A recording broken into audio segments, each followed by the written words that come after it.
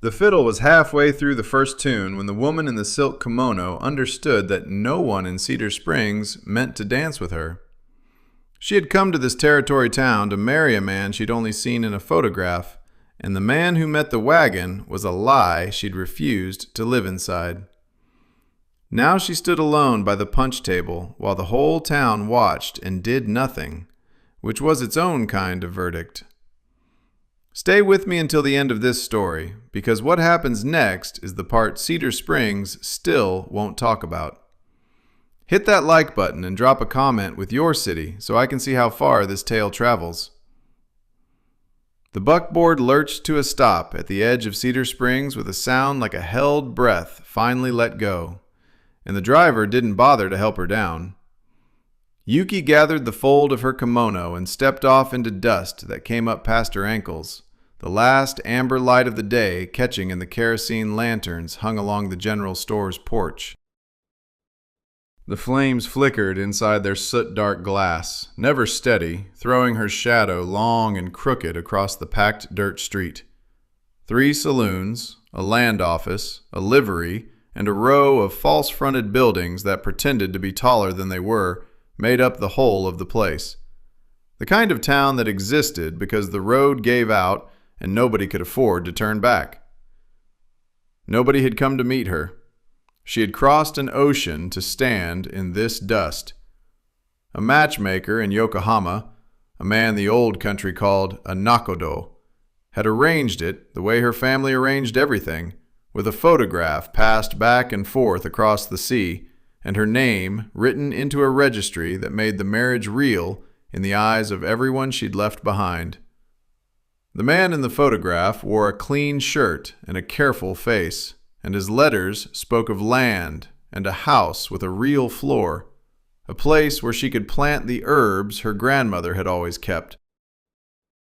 She had carried one lacquered box across the water, the box her grandmother had filled in Kyoto before she was born, and inside it the only things she couldn't afford to lose. The man who came to meet the wagon wasn't the man in the photograph. He was older by 20 years and harder by a great deal more, with whiskey on his breath and a way of looking at her that weighed what she could carry before it bothered to consider what she might be worth. His name was Jed, and the clean shirt in the picture had been borrowed, like the smile, like the promise of the house. She read all of it in the first 10 seconds, the way her grandmother had taught her to read a wound, by what the body gave away before the mouth could dress it up in words. The lie had a face now. She didn't scream and she didn't weep, because neither had ever once moved a hard man toward mercy. Standing in the road with the box held against her ribs, she watched him count her the way a buyer counts stock he isn't sure he overpaid for, and understood that the lie hadn't been a mistake, but a trap built from paper and distance. She had walked into it with both eyes open and one hand on a grandmother's legacy, and the only thing she knew for certain was that a trap you can see is still a trap you can refuse. What she did with that refusal would decide whether the lie became a cage or only the door of one. No one would buy her twice. The land office smelled of ink and pipe smoke and the particular must of paper that is given up on being read. The broker sat behind a desk scarred with cup rings and expected her to sign, because in his experience, the women who came this far had run out of the will to turn around. Jed leaned in the doorway with his arms folded, already counting the money he'd sent the matchmaker as a debt she owed him in flesh. A pen sat between them like a weapon. Yuki set the lacquered box on the desk and didn't pick up the pen. She told them, in the careful English she had learned from a missionary in Yokohama, that the man in the photograph and the man in the doorway weren't the same man, and that a contract built on a borrowed face was no contract at all. Her voice didn't rise. The broker's face went the color of old pork, and Jed's went hard as the knot in a fence post, because a foreign woman refusing a white man in a territory town was a thing that didn't happen and wasn't meant to. The cost of the refusal landed before she'd finished the sentence. No husband meant no claim to the land he'd promised, no roof, and no welcome in a place that had only made room for one of her at a time. Jed demanded back the money he'd wired across the water, as if she carried it stitched into her sleeves. And when she had none to give, he called her a name that the broker chose not to hear. She had a few coins sewn into the lining of her coat, the box, and the discipline not to show fear, which was the only currency the road had ever traded at full value. Shelter came from the one man in Cedar Springs who didn't care where she was from, so long as she earned her keep. The livery owner was old and bent and had outlived every opinion he'd ever held about who deserved a roof, and he let her sleep in the tack room in exchange for mucking the stalls and doctoring a mare with a cracked hoof. That first night, she inventoried her grandmother's box by the light of a single oil lamp, the herbs in their paper packets, the needles so fine they caught no light at all, and the folded sheet of formulas written in a hand older than hers, the tools of a life she might still build, if the town would let her build it. A roof earned is a roof kept. The town began to decide what she was before she'd finished the first week. A woman pulled her daughter past the livery as if the dust Yuki swept could stick to a child's skin, and the shopkeeper, 3 doors down, wouldn't meet her eye when she laid her coins on the counter for rice. Jed's voice carried the word foreign across the street, like a brand he meant to keep hot, and the men in the saloons repeated it back to him over glasses he bought on credit he never intended to pay. Surviving the first nights was something, but surviving isn't belonging, and belonging is the only thing that lasts once the cold sets in. Nash ran the ranch north of town, with 8 hands and a foreman who'd been with him since before the fences went up, and he'd built the place the way he built everything, quiet and square and meant to outlast him. The foreman took the cut on a Thursday, a rigging beam coming loose as they raised the new barn, and by Friday the wound had gone the color of storm clouds, and the smell of it had turned the bunkhouse sour. The town's only doctor was a man who liked his own whiskey better than his own patients, and he'd ridden out to a cattle camp 2 valleys over and wasn't coming back before the fever did its work. He couldn't afford to lose the foreman. Word reached the livery by noon, carried by a hand too young to know how bad the odds were. Yuki listened with one hand resting on the box and the other hidden beneath the fold of her coat, the geometry of a woman who has already decided before anyone asks her. She didn't wait for permission, because permission in a frightened town is the thing that arrives too late to matter. She moved before anyone could stop her. She walked the 2 miles to the ranch with the box on her hip and the dust climbing her hem, and the hands parted for her at the bunkhouse door without quite knowing why. Kneeling beside the foreman, she opened the lacquered lid, and the smell of the herbs cut through the sickness in the room like a clean edge through rot. She boiled water in the ranch's only clean pot, washed the wound with a cloth she'd carried for this, and laid out the needles so fine they caught no light, tools her grandmother had used in Kyoto before the world Yuki came from had a name for them. Her hands remembered what to do. The room went still the way a room goes still when something is happening that nobody has words for. She packed the cut with a paste she mixed from 3 of the paper packets, and her hands didn't shake because her hands had been taught never to shake, no matter what the eyes were seeing. The foreman's face changed first, the locked jaw loosening as the pain pulled back like a tide going out, and then a cowboy near the wall swallowed hard at the sight of the needles and looked away, then looked back, then looked at her hands as if they were the only honest thing left in the territory. Her needles did the talking. Nash stood at the foot of the cot and watched her work and didn't say a word, because what he was seeing had already said more than he could. The fever broke before dawn, the way a good fever breaks when the right hands find it in time, and by morning the foreman was sweating clean and cursing the beam in a voice that meant he planned to live. Grudging respect moved through the ranch the way water moves through cracked ground, slow and unwilling and impossible to stop. He had not expected that. But usefulness in a frightened town is a double-edged thing. The doctor came back to hear that a foreign woman had done what he'd failed to do, and he muttered about heathen craft in the saloon until the word found the men who'd already decided to dislike her. Jed heard it too, and he smiled into his glass the way a man smiles when the world begins to hand him what he needs. She had made herself indispensable, which in Cedar Springs was the only real currency, and she had also made herself a target, which was the tax that currency always collects. The harvest dance was the one night in the year that Cedar Springs remembered it was a community and not just a row of people surviving within shouting distance of each other. They held it in the long barn behind the general store, swept clean and hung with bunting and lit with kerosene lanterns that threw their amber light across a floor of packed earth beaten smooth by a generation of boots. A caller stood on a crate at the far end to shout the steps before the dancers did them, because not everyone in a territory town remembered the patterns, and the dance only worked if someone kept the room together. Everyone would be there. Who danced with whom that night was the town's real order made visible for a few hours.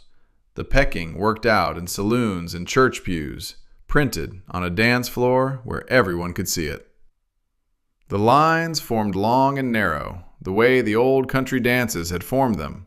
Men on one side and women on the other, facing each other across the dust, so they could move between and around and past one another in patterns the caller named, a beat ahead of the music.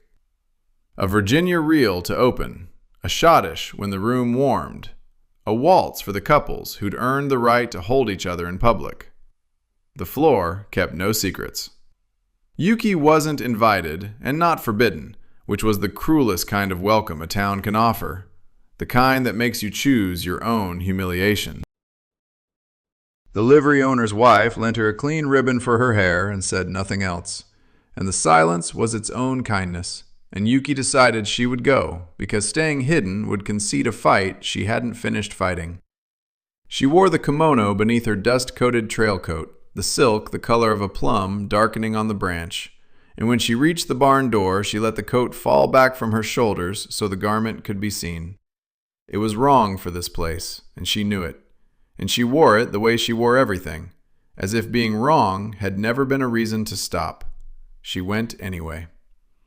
Nash was already inside, leaning against the far wall with his hat in his hands, and a stillness about him that the room seemed to bend around.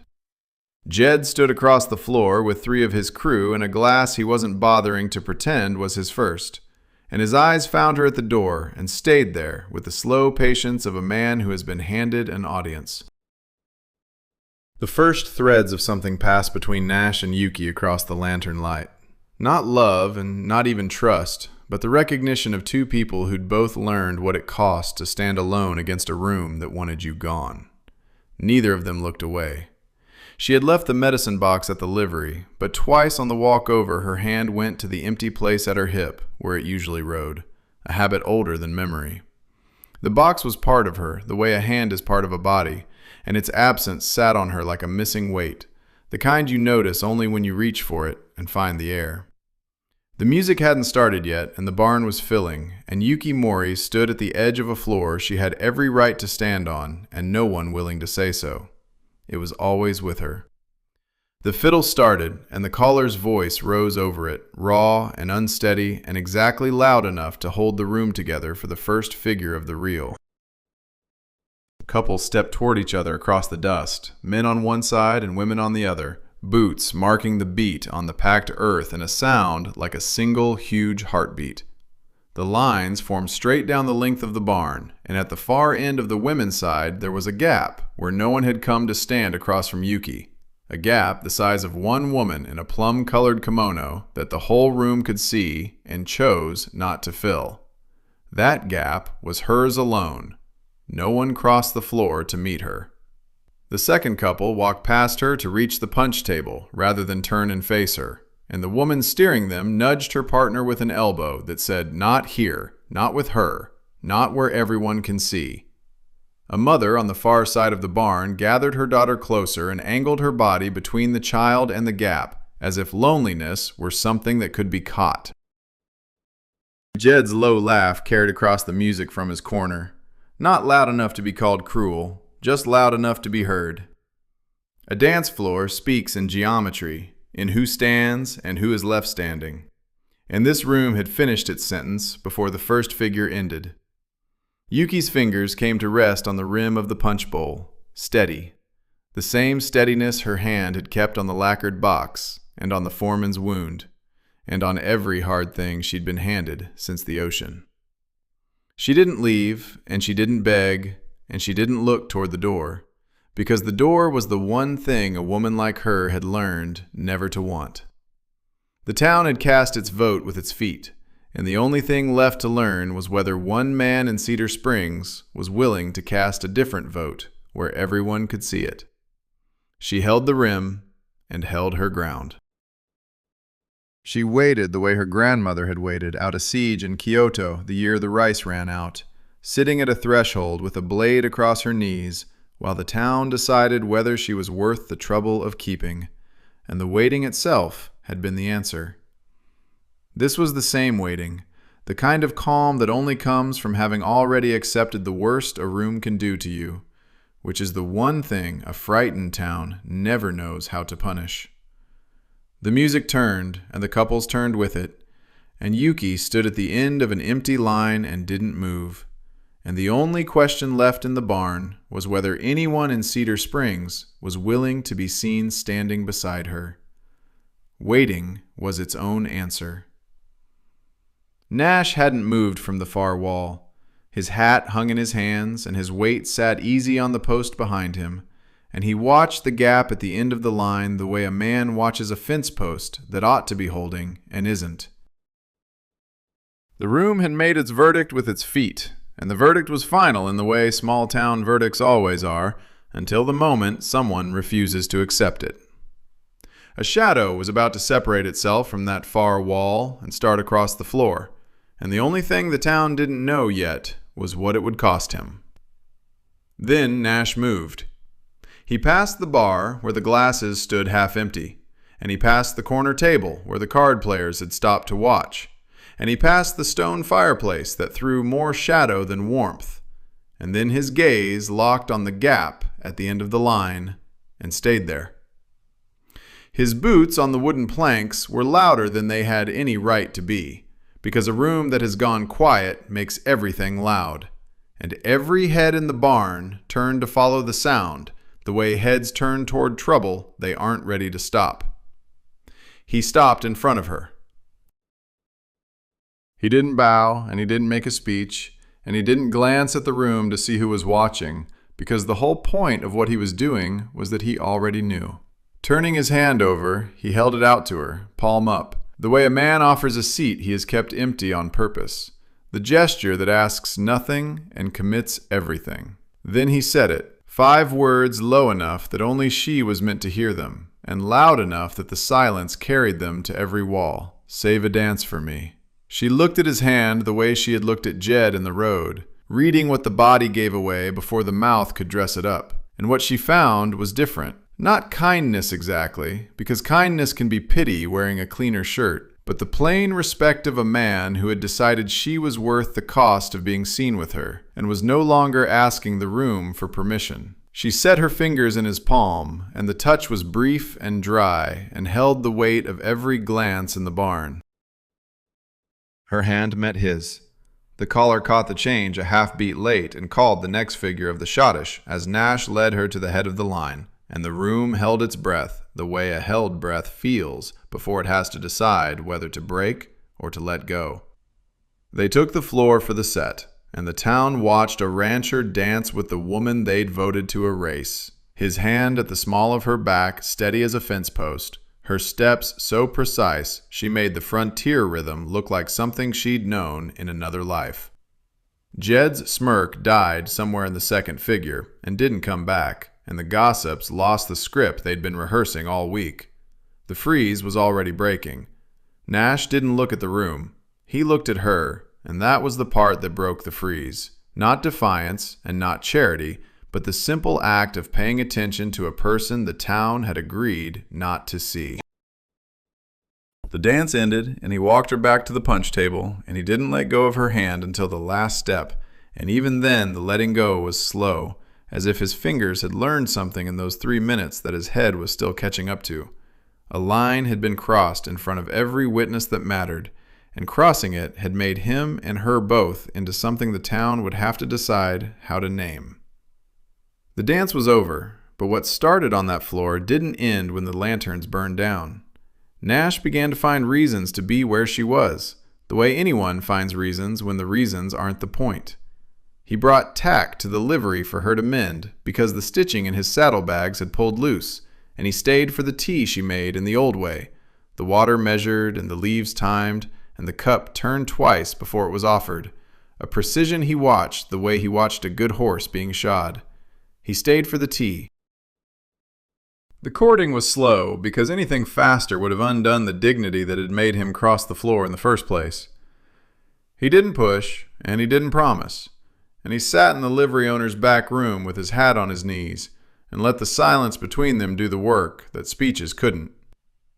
She learned him the way she learned everything, by watching his hands, the patience he took with a colt that wouldn't take the bit, the care he used doctoring a hoof that a lesser man would have left to lame. He watched her the same way, the set of her shoulders over the tee, the steadiness of her pulse at a wrist he had no reason to notice, and each of them was reading a code the other had never been taught in words. The courting had no rush in it. His code was the one the frontier handed every man who meant to keep what he'd built, a word given once and held to, a day's work done before the sun gave you permission to stop. Hers was the one her grandmother had carried out of Kyoto, the debt you owe and can never quite settle, the obligation that holds a person upright when the easier thing would be to sit down. There was no need to name either code, because two people drinking tea in a back room already know what they recognize in each other, and naming it would only cheapen the only thing the silence was keeping whole. The two codes rhymed. One afternoon she opened the lacquered box for him, not all the way, just enough to let him see the row of paper packets and the needles laid in their grooves like seeds in a furrow. She held one formula under his nose, a bitter green smell like rain on turned earth, and he didn't flinch and didn't pull back. And that was the moment the recognition deepened into something neither of them was ready to name. He breathed it in and nodded once, the nod of a man who has decided that a thing he doesn't understand isn't the same as a thing he needs to fear. And she closed the lid, and the box went back to its place at her hip, and the room was warmer than it had been a minute before. He did not pull away.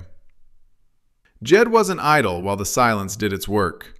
He drank in the saloons and talked in the slow voice of a man building a case, calling the dance a public disgrace and the rancher a fool for letting a foreign woman make a fool of him in front of the county. The men who disliked having her prove their doctor wrong were glad to listen, and the word heathen came back into circulation the way a bad coin always does, passed from hand to hand until it feels almost like money. The exclusionist poison spread the way poison spreads, not by converting anyone new, but by giving the ones who already agreed a louder place to agree.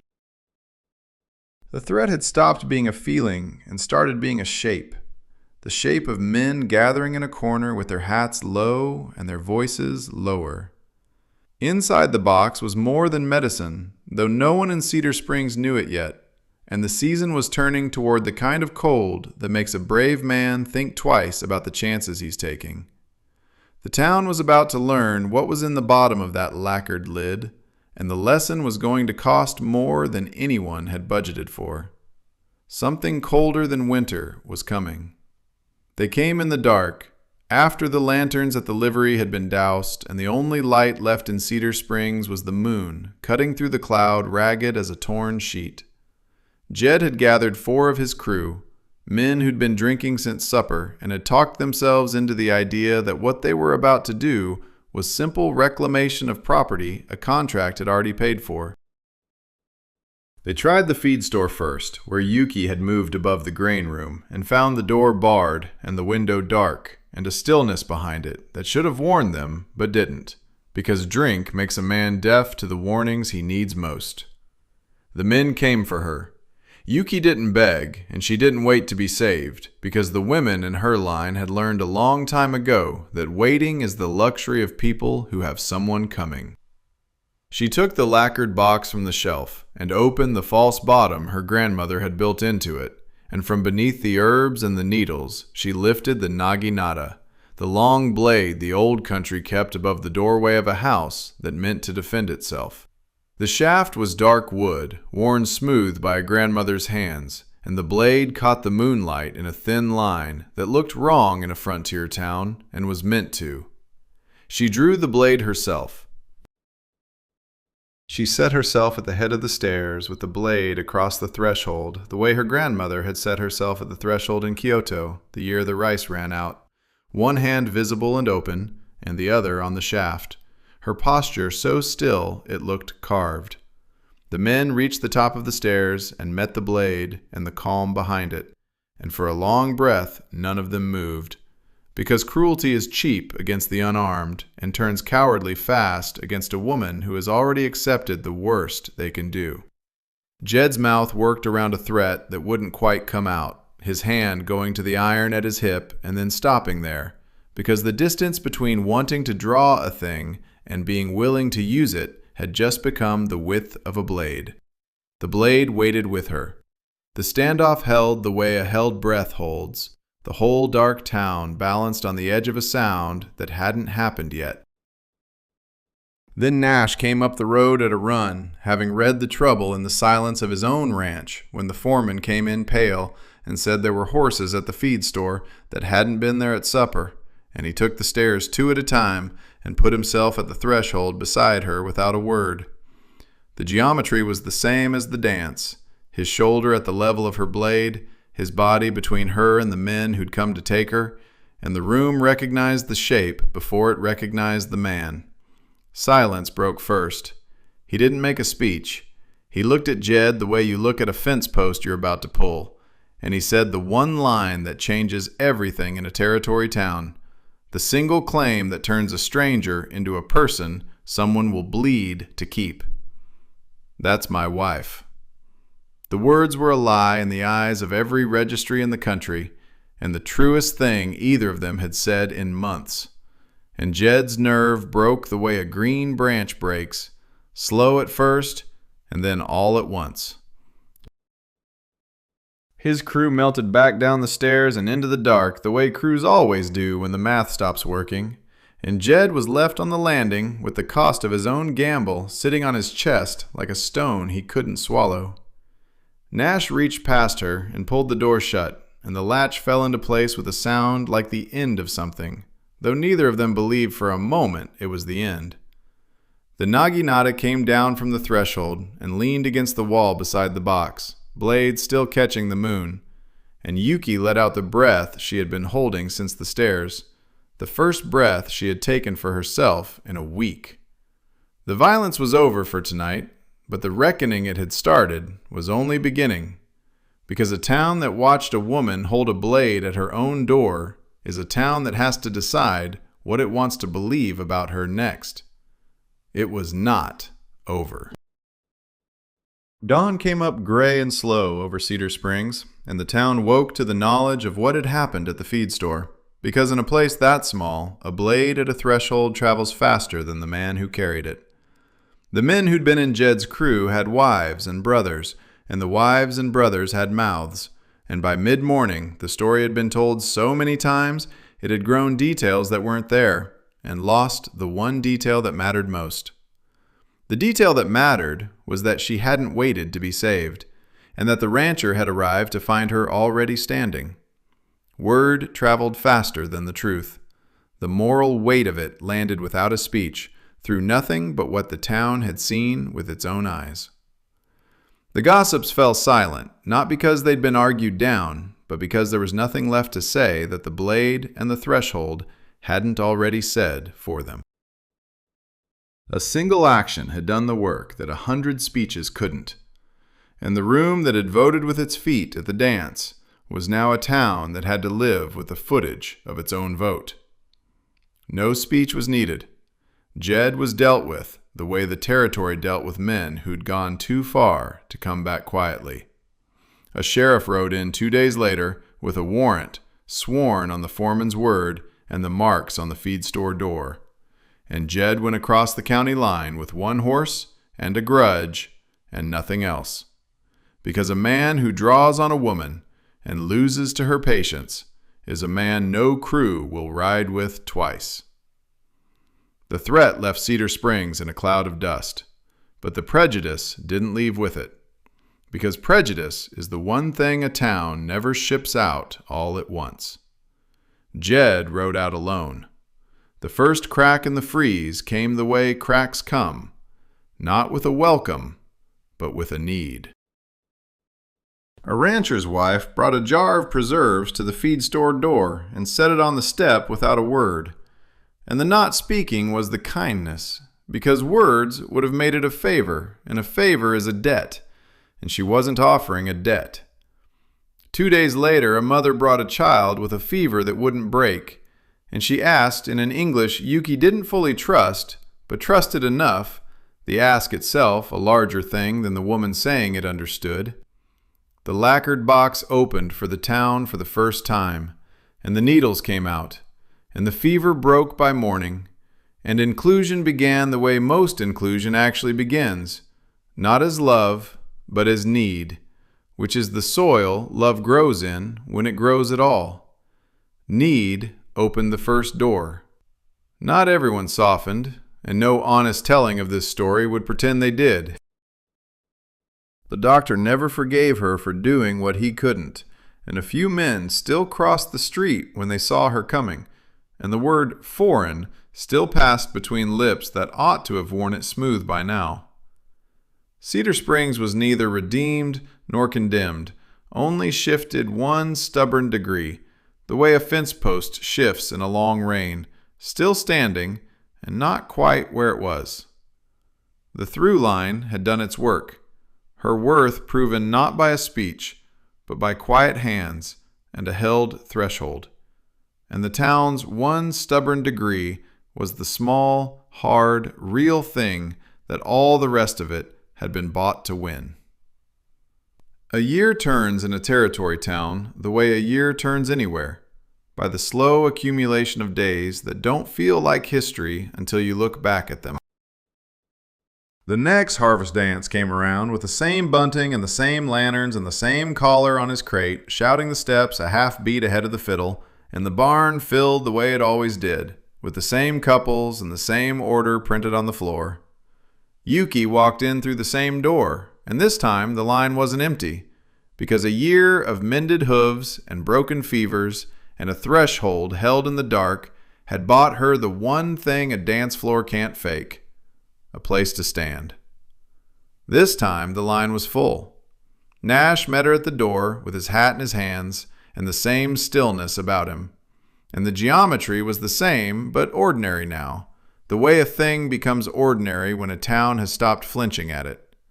The lacquered box didn't ride at her hip anymore, because it sat on a shelf behind her in the room above the feed store that had become a place of trade, its lid open, its needles and herbs no longer a secret, but a living. They took the floor for the first set, and the caller found the beat on time this time, and the town danced around them without comment, which was its own kind of welcome, and louder than any spoken one. Nothing needed to be said. The relationship had been earned, not declared, in the months between the blade and the dance, through tea and mended tack, and a claim spoken at a threshold that the law had since made true in a registry of its own. No grand proposal, no speech, only the slow accumulation of 2 people choosing each other on enough mornings that the choosing stopped needing to be announced. The box was open, the blade was retired above a new doorway, and the woman the town had called the Japanese woman was called Yuki now by the people who'd earned the right to use her name. They had chosen each other. The part Cedar Springs still doesn't talk about is the part that the rancher's 5 words only mattered because she was already standing. He had crossed a silent floor and offered her a hand, and the town wanted that to be the story. The gallant rancher and the saved woman. Because a story with a savior is easier to live with than a story with a blade.